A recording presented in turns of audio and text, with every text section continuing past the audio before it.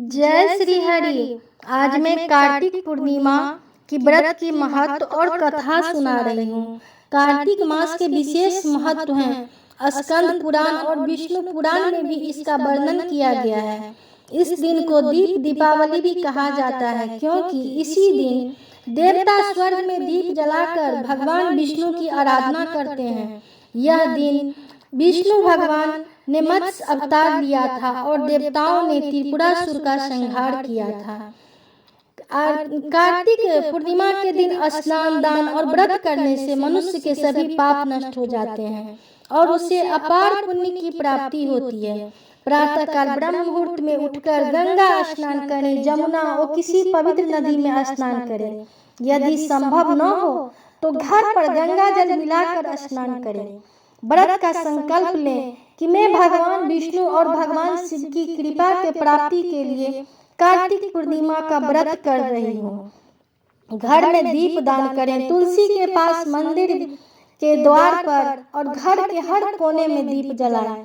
यह देव दीपावली का प्रतीक है। भगवान विष्णु, माँ लक्ष्मी और भगवान शिव की पूजा करें। धूप, दीप, पुष्प, अक्षत, चंदन और नैवेद्य अर्पित करें। तुलसी दल चढ़ाना अनिवार्य माना जाता है। ब्राह्मण या गरीबों को दान करें। अन्न, वस्त्र, दीपक, दक्षिणा। रात्रि में दीप दान करें, भजन कीर्तन करें, क्योंकि इस रात देवता स्वयं पृथ्वी पर आते हैं। बहुत समय पहले त्रिपुरासुर नाम का एक असुर था। उसने ब्रह्मा जी को कठोर तपस्या की और वरदान प्राप्त किया कि कोई भी देवता, मनुष्य, दानव उसे मार न सके। केवल वह स्वयं के 3 नगरों में के एक साथ जलने पर ही मरेगा।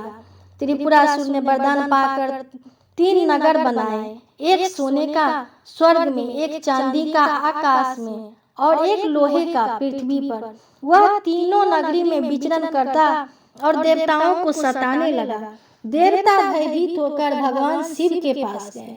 भगवान शिव ने देवताओं से कहा कि जब तीनों नगर एक रेखा में आएंगे तब मैं एक ही बाण से इनका संहार करूंगा।